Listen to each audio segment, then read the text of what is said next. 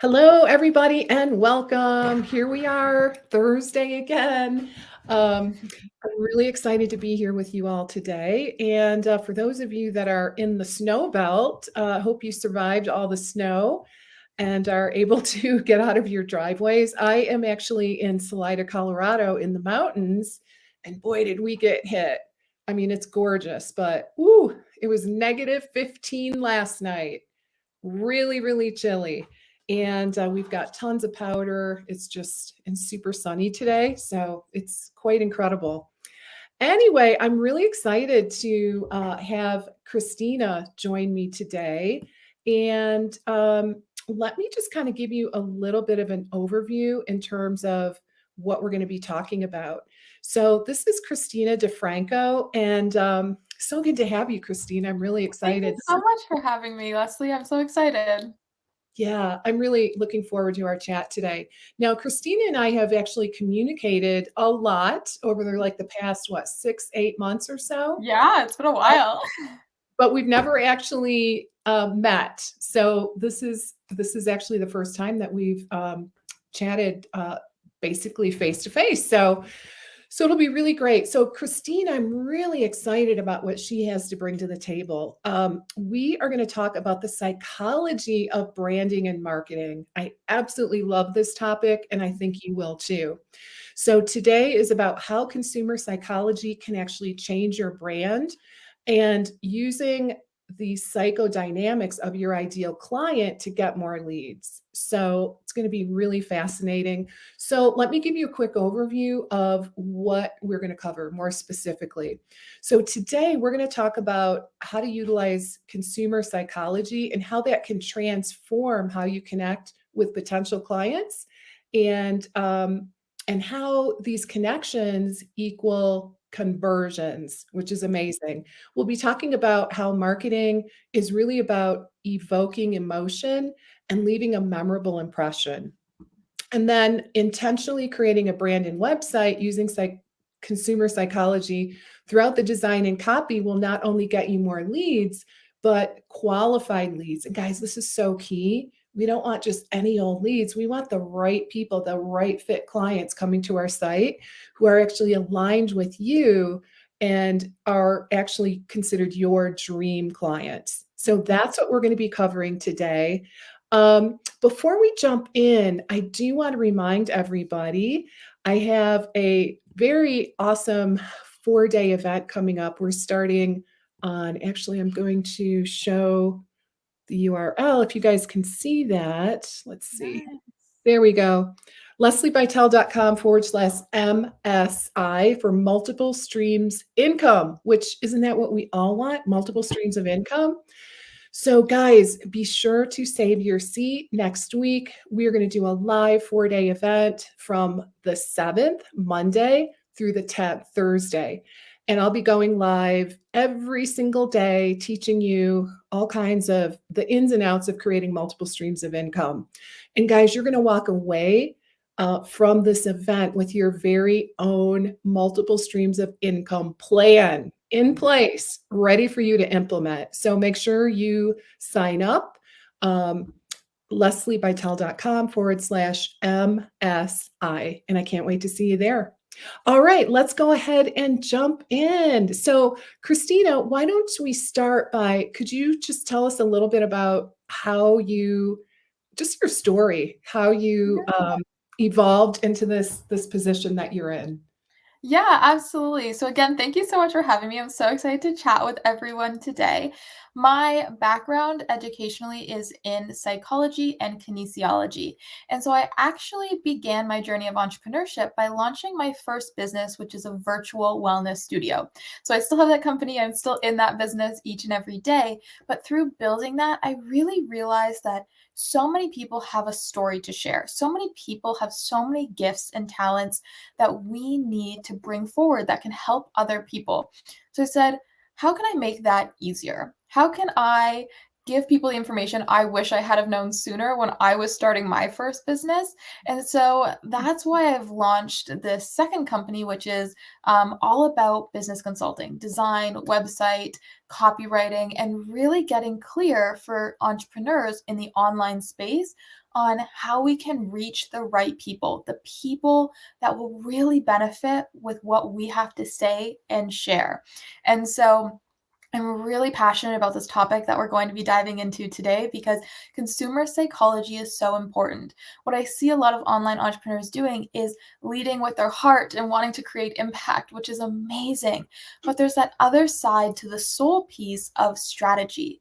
And how do we use strategy in copywriting and in marketing to really connect with the right people? Because when we lead and are able to connect with our audience and potential consumers, that's when we see the greatest conversions. And it's conversions with people we really want to work with people that we can truly help and that light us up and fulfill us in what we're doing. So that's a little bit about my background and kind of how I fell in love with this topic. So I'm really excited to dive in. What a unique background, psychology. And did I hear you say Kinesiology. physiology? Okay. Movement. Okay, got it. So Yeah. basically, okay, that's super interesting. Very interesting that you ended up honing those skills into copywriting, Yes. which is super cool. Yeah, I think it's imperative. I really started out with graphic design work, logos, websites, and then I realized that there's so much more to it. Like you need the right brand colors that connect with your audience, but you need to also understand your ideal client avatar and then also be able to communicate it effectively. And when we can integrate all of those pieces, that's when I find we have the most success. Okay, that is super cool. So let's dig in. Let's start. I'd love for you to define psychodynamics Mhm. and maybe elaborate a little bit about how we identify them in our ideal client. Yeah, absolutely. This is a great place to start. As I'm sure many of you listening may have heard of in regards to your ideal client, demographics, right? Our demographics are what is our ideal client's age? Where might they live? Do they have a job? What job do they have? Do they have kids? Are they a mom? So we typically learn what our demographic is of our ideal client. But what about the psychographics? And that is the cognitive and psychological contributions to their makeup as a human being. So it goes beyond just what is their age, where do they live, all of those things that are also important, but really starts to look at what are their values, Mhm. what are their beliefs, what do they really contribute their purchasing decisions towards? And I think that's so key because when we can understand the psychodemographics of our clients, we can lead when create copy and captions and content that really connects with them, that really hits home. And it allows us to understand their pain point more. I think we talk about in business all the time, like you need to serve the pain point, right? So, in order to do that, we have to really get a little deeper. So, okay, for a mom, maybe she can't make all the healthy meals because she's run off her feet with work and kids. But she's so much more than a mom. Like, how does that make her feel? Is she guilty? Does she feel shame around not being able to make those healthy meals? And those kind of psychology factors also help us to then understand as marketers what language we can use to really allow them to see the point. Meaning, if you're trying to sell a meal plan for fast and simple recipes, it's not just a meal plan for fast and simple recipes. How do we use language around allow yourself to feed your kids healthy meals on the go quickly? And some simple, small language changes that we can make really can change the difference in how it's perceived and received by the consumer. So, how do we really identify these psychodemographics, right? So, Question. demographics can be a little easier, right? We're just like, okay, well, I was 20 when this problem happened, so I'm going to work with 20-year-olds. Okay, great. But going deeper, psychodemographics, it's takes a little bit more thought, a little bit more of a deeper understanding. So my favorite ways to do this is to analyze and maybe even interview past clients. So if you've worked with people in the past, kind of really ask them, where were you when you started? Like before you came to me, what were your thoughts, your feelings, beliefs? Did that change? Did that shift during your transformation working with me? Have they stayed the same? What does that really look like? We can also use market research. So if you're in the nutrition industry, right? If you're a dietitian, looking at other dietitians and research that has been done around people working with dietitians, and okay, I know that this person's a big player in the food field. What are they talking about? Who are they talking to? Who's in their comment sections? And starting to really hone in on who those people are. And then by doing that, you can also look at your website analytics. So if you have a website up, who are the people coming to your website? It goes deeper by looking at what they're engaging with. So if they're staying on a page of your website for a long time, what is that page about? Are they a mom, and what are they looking at? Like, is it a blog post about a certain topic that can tell you a little bit more about the way they think, how they resonate with it? If you have a blog post about emotional eating go crazy and it's like the most traffic you've ever seen, well, that tells you a lot of your consumers or potential clients really connect with emotional eating. And then you, from your expertise, can dial back into, okay, what do people think and feel that struggle with emotional eating? What is a pain point they have around that? So this information marketing is so helpful because it can motivate people to really purchase something, right? If it's based in their needs and you can meet them where they're at, then that's when you start to make the sale. So it's really digging in to the feelings. Yeah, because it's all about evoking emotion. Emotion is why people buy. Mm. And so there's lots of reasons why people buy, but it's a big one. And if you can tap into that, especially if you're in a service-based space or kind of like a transformational space, that can be really key. I love that. So let's talk a little bit about consumer psychology. Can you give us a definition? What is it exactly? Yeah, great. So consumer psychology is so interesting. It's essentially the study of our thoughts, our feelings, our beliefs, our perceptions, and how those factors influence what we buy and how we interact with different products and services. So let me give you an example just to make it super clear because that's a little bit wordy, right? If someone was watching their mom grow up and their mom was doing a fad diet after a fad diet after a fad diet, they may be resistant to following a meal plan that a dietitian creates because for them, subconsciously, they may be feeling, oh, it's another diet that never worked for my mom. It made her grumpy. It made her angry. I don't want to experience that. So if you can identify that that is your consumer's mindset ahead of time, when you're marketing something, you can address those concerns up front. So it may look like something about saying, whether it's in your copy or in a video or a sales page, saying, listen, we both know fad diets don't work, and that's not what this is. This is a long-term solution that's going to get you real results over time. I'm not here to give you a quick fix. And by really addressing that consumer's internal fear, whether it's subconscious for them or conscious, usually it's subconscious, we immediately negate that concern and have a much higher chance of converting that person into a client. So it's really looking at what are the thoughts, the feelings, the perceptions that people viewing our content, viewing our sales pages, reading our emails have coming into it. I love that. And almost trying to, I don't know, even do a brainstorm of what might prevent them from purchasing, right? Yes, What are those exactly. maybe hidden objections that they're grappling with? Like you said, either conscious or subconscious.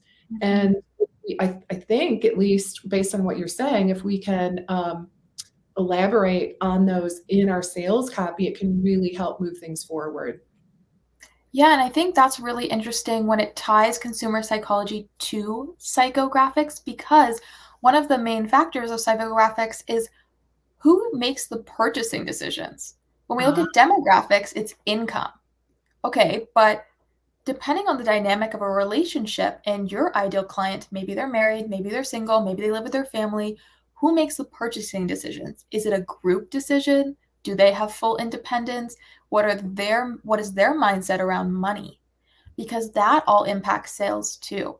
So that's when we peel back that layer of just surface level demographics and really go deeper, because the more you can address those concerns, understand them, empathize with them, the more likely they are to trust and connect with you. And we're going to say it again, connection leads to conversions. We love it. that's really, really true. And especially on an emotional level. Yeah. Like just it's so important.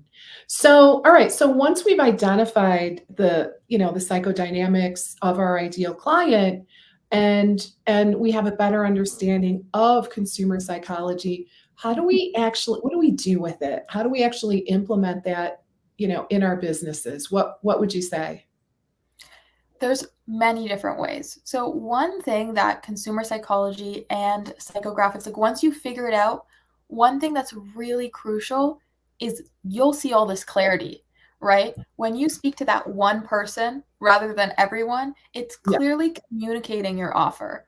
And the clearer you can be to your consumer, the less confused they will be, because confused consumers never convert. They need clarity, they need trust.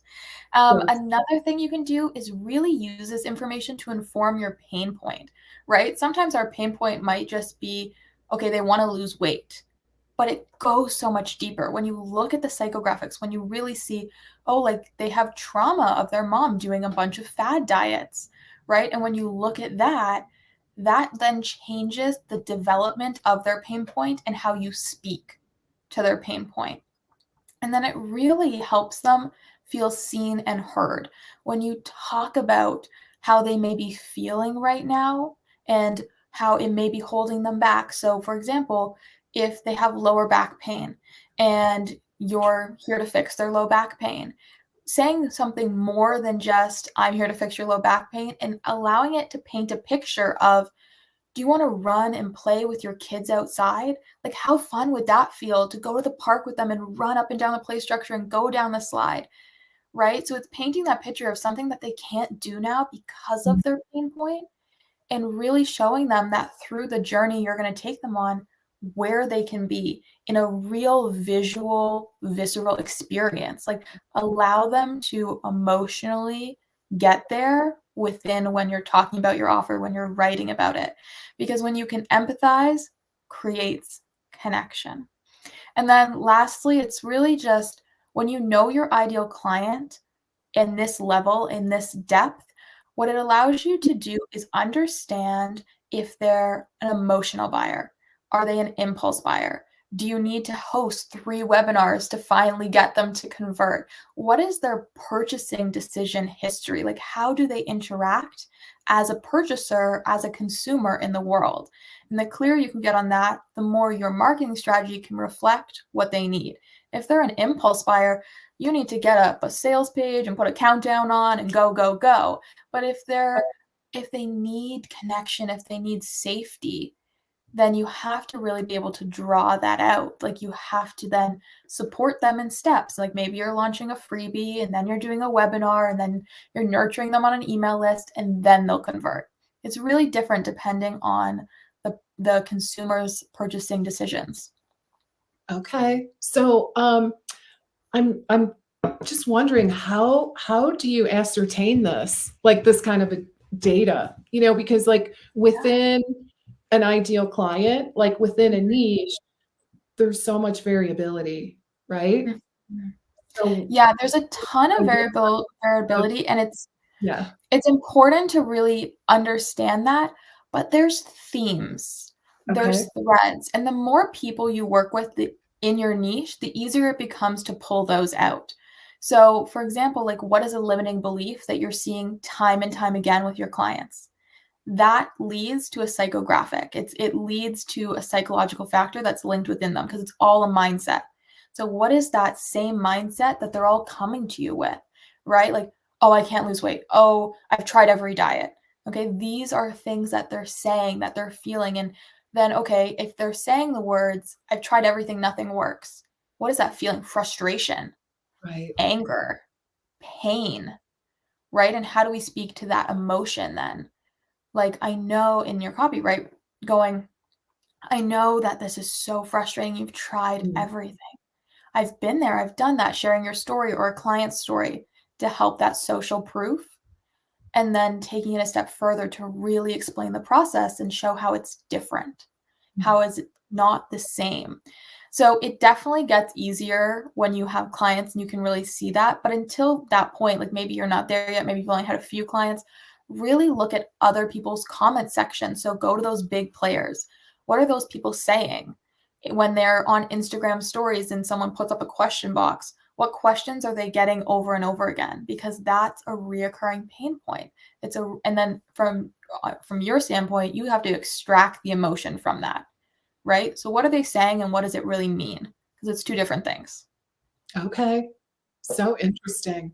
Yeah. So where would you say is, a good starting point for our viewers today? Like what would you recommend as I mean, I would say many people, in fact, I'd love to get some feedback. Who who actually has a website? Who is updating copy? Give me a sense of where you guys are.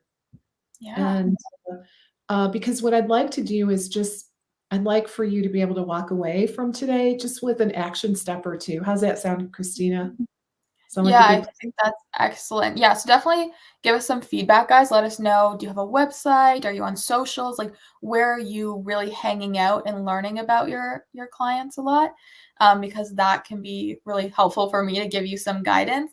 But the first step, like, if you have clients, is can you just sit down, like, find a moment of stillness, a moment of silence, as I like to say, and jot down some ideas of what are common themes you've seen?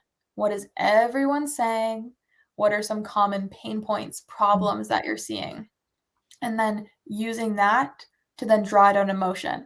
So we know a lot more than we think we do when it comes to our clients because a lot of us have been in their shoes or have seen it in other clients that we've worked with. And so, can you pull out that emotion and then speak to it in your copy, in your content, in your stories, whatever you're creating? I love that. So we have a question. Hey, Eileen, how are you? Christina, how can we find these emotions and fears of our ideal clients? Kind of similar to what we're talking about now, Yeah. right? I know we'd ask our actual clients, but wondering for our prospective clients. So, do you have a comment on that? Yeah, so it's similar to what I've been saying, but what I Mm. wanna encourage you is that there's a real big overlap with your current clients and prospective clients if you look from the perspective of where your current client was when they started with you. So that's the difference. They may be in a totally different space now, especially if they've been working with you and you've been able to help them. Mhm. But where were they when they came to you? Maybe you have a form, an intake form. Maybe you have a DM conversation you had with them. Maybe you went back and forth with emails. Can you look at those and what's coming across for them or to you from them in those messages? What are they feeling? What are they concerned about? Because a lot of people, before they work with you, they may express concerns. They may ask questions. So, if that's the case for you, what are they asking? And then, okay, maybe they're commenting on the price of your program. So that's a mindset block around money. Who's the purchasing decision in the household? Do they make the decision? What is their income, right? So you're starting to peel back different layers. And then it's really becomes a little bit of a tracking almost. It really, you'll see these threads between all of the clients, whether they're current or prospective.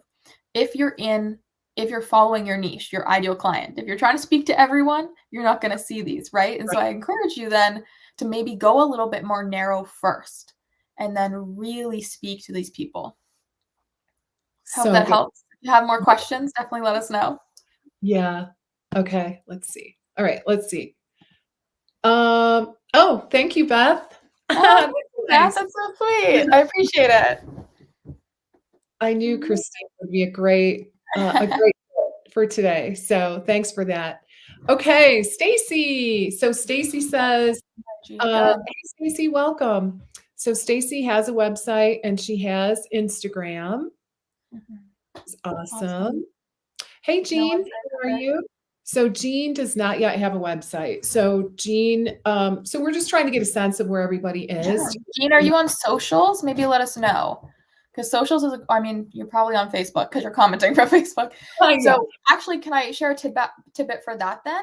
you What I would bet. like to do, like maybe you're not on Instagram. I don't know. You can let us know, Jean, but go into Facebook groups. Have you Yeah. tried that for market research? Because that's phenomenal. People will openly share. So like, I don't know, like I'm gonna give you an example, like a weight loss group. Okay. You're not going in there, you're just going in there to lurk. I like to just lurk, just kind of watch a little bit. What are people talking about? Right? What are people seeking help around? And oftentimes they'll share a little bit of their story in these Facebook groups, and you can really actually get a sense of their emotion and how they're feeling. So Facebook groups are a great place, even if you're just going to browse, to look, to get a sense of what people are talking about. It's all market research, and that Good. can be a great tool to help inform what you're creating and putting out there. It's really interesting to do that. I've done that myself. I mean, even like just as an example, I personally don't have Lyme disease, and haven't, as far as I know. But somehow I got intrigued with this Facebook group. It was Lyme. It was like a support group Yeah. in Illinois, right? And I got in the group, and I was just curious about what their experience was, and oh my gosh, it is like a gold mine of market research. It's Yeah. insane. You can see all the stuff they're trying, all the money they're wasting. Yeah. It is insane. So I think that is a really, really awesome tip. So thanks for sharing that. Yeah, and you can even like, and Groups, I yeah. love that when you say like all the things they're trying, especially if you have a transformational kind of product or service, like Mhm. speak to that. I know in your copy, you can be like, I know you've tried X, Y, and Z, and Right. probably a million other things. Here's why mine's different. Right. And then really use that to help people. Yeah, it's just a gold mine, seriously. Love So, it. yeah, I think a great action step for today, guys, would be to do a search, look for some Facebook groups. Yep. And Facebook groups are a little tricky nowadays. You can't really go in and I Yeah. guess it depends. Like they all have different rules. So check out the Yes. rules. You may not be able to promote your stuff. Maybe, some of them allow you to share a link for a free Mhm. download, or like your lead magnet on a weekly basis or something like that. But if anything else, just do it to gather data, and so you Mhm. can go deeper and really begin to understand the magnitude of Yeah. the struggle. So, like Christina said, we're digging deeper. One way I like to look at it, guys, is try to figure out when you do your research, what are they missing out on? What Mhm. can they not do, be, or have? Like, how is this problem holding them back? And Yeah. then how can your services move them forward? And as a result, like, not only what's the transformation, but how do their lives change as a result of the transformation? So it is really digging a little deeper. And I Yeah. think that is where the magic happens. Um, so Stacy works with people, oncology, so before, after, and during cancer treatment. Okay, and then so she has a good awareness. They fear foods because they don't want the Yeah. cancer to come back, so I'll bet Mhm. there's a lot of fear, and a lot of confusion because, you know, just Yeah. go on the internet, right? It'll tell you all kinds of conflicting information. Mhm. It's a really Yeah, good. it's a great emotion to pull out and really speak to.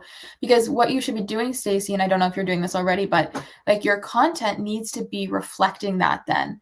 Like, how do we speak to food should not be feared, even when it is, in a very empathetic way?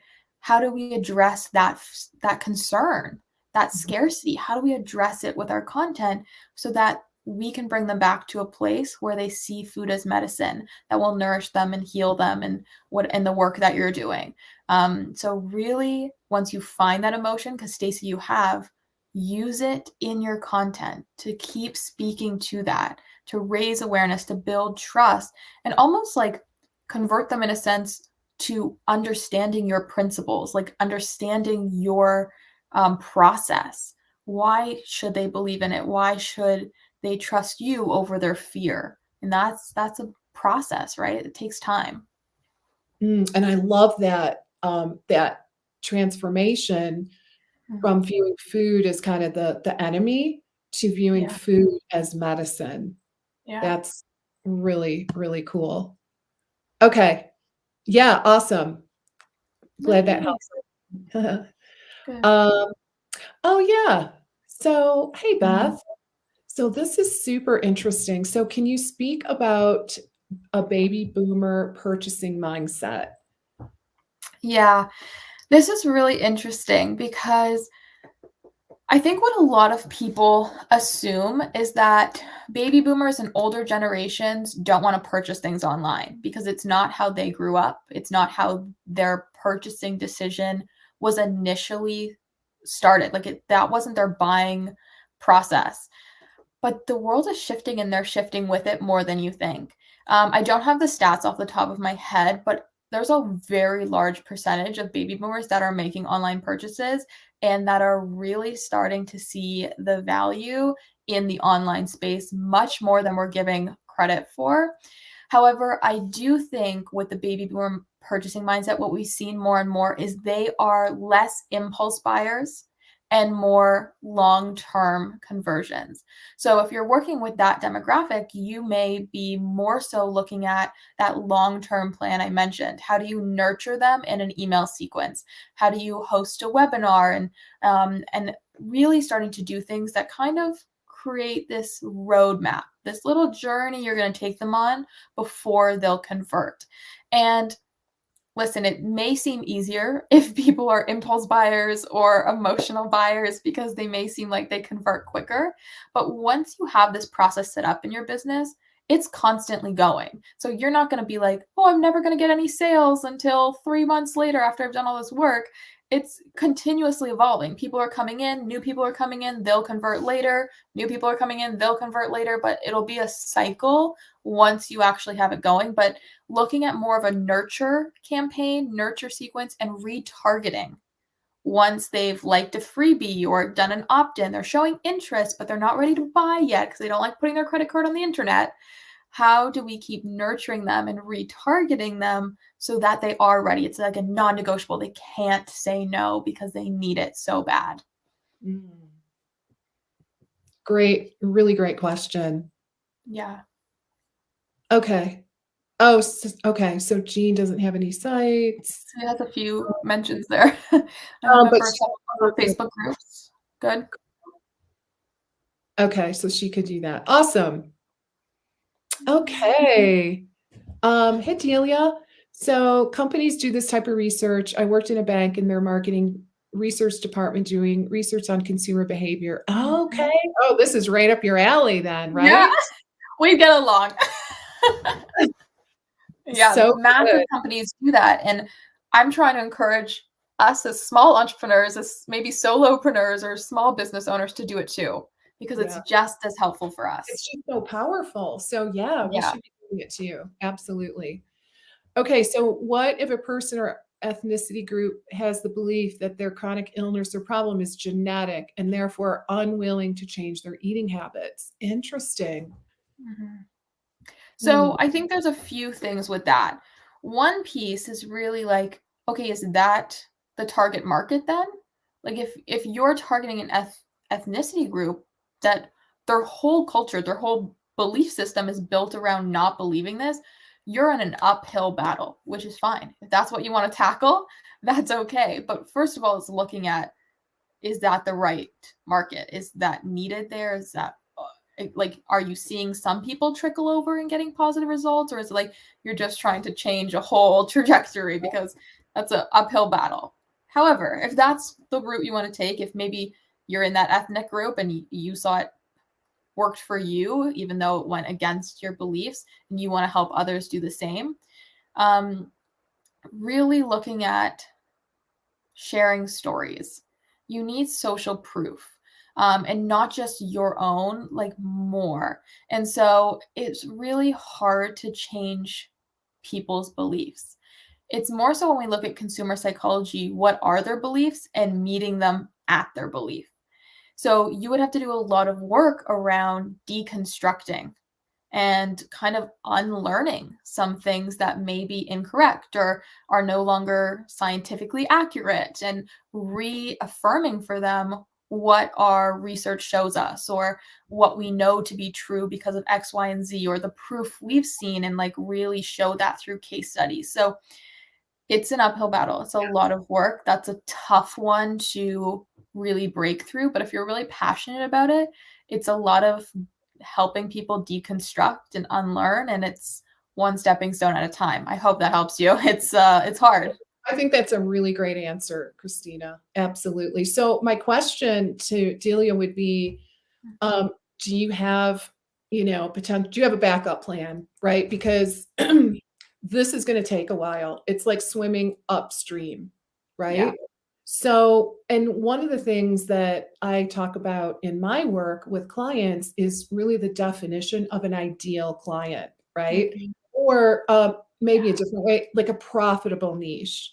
Yeah. And a couple of the ones that the things that I can mention right now, a couple of the variables would include, do they know they have the problem? Mhm. And are they are they in a place where they wanna do something about it? Are they motivated to fix it? So really, that is kind of the underpinning of what I would consider to be an ideal client. Now you Right. can also have these, like, these other groups that you're working on, right? Um, Exactly. like maybe this is your passion, this subset of people who is extremely resistant Mhm. to the idea of change because they're blaming it on their genetics, right? Yeah. So, so just from a business standpoint, Mhm. I would just say, ideally, certainly you could continue to nurture that group, but it is going to be kind of like swimming upstream. So it could take a really long time before you're able to turn things around. Oh, interesting. Okay.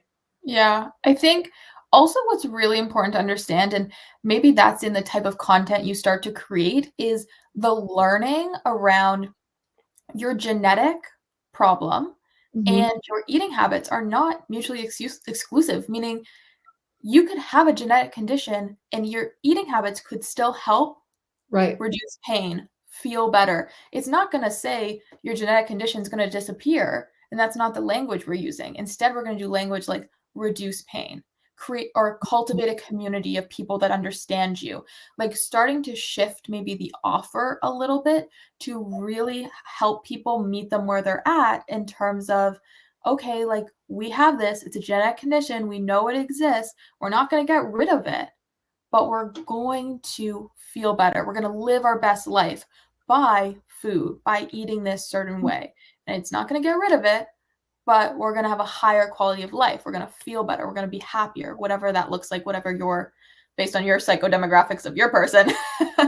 what it looks like in terms of their pain point. So I think maybe it's a lot of learning. Like you got to teach, teach, teach. Yeah, I love that. And I would just say the other thing is that within this demographic, there's a lot of variance, right? Yeah. So, I mean, I think it would be probably unfair for us to kind of pigeonhole everybody in that same group, right? So, so I think that, my recommendation would be to nurture those that feel like it's a genetic condition and, are kind of hanging their hat on that, right? You want to continue to educate. But in the meantime, I would really go after the subset of people within that niche that are like, okay, I do want to live my best life. I do want to do what I can to, like, have lots of energy and, be able to do the things that I want to do in my life. Right. So, So that would be my recommendation. But such an interesting topic. Thank you for bringing that up. I really Yeah, appreciate it's it. great, but you can't help people that don't want to be helped. So don't Really can't. hold that responsibility, right? Oh, Even though you know the benefits, even though you know it works and helps, if people don't want help, you can't help them. So it's so. don't hold that responsibility and just keep sharing your truth and your beliefs, and it'll Oh, be that's so good. good. Okay. Okay, but it's genetic. Okay. Yeah. So, yeah, that can be really frustrating. I would just that's Change that narrative for them. yeah, change the narrative, and then I would just say that's probably not your ideal client, Yeah, right? you're profitable. I love what you said, your profitable client. It could be Exactly. a passion project, but it's not your profitable client, and consider that. Exactly. I love it. Oh my gosh, so helpful. So, as we begin to wrap up today, what do you have for us? I think you had mentioned, Christina, that you have like a brand new, I think you said ebook for everybody. Yes. Yeah, so I literally just put it out today, especially for you guys, because I knew it would be so helpful. So it is the top 2 copywriting frameworks in the marketing space for online entrepreneurs. Let me break that down just a little bit for you. Okay. So whether you're writing emails, landing pages, websites, content, like simply just a social media caption or a story, there's different frameworks you can use that really evoke emotion in consumers.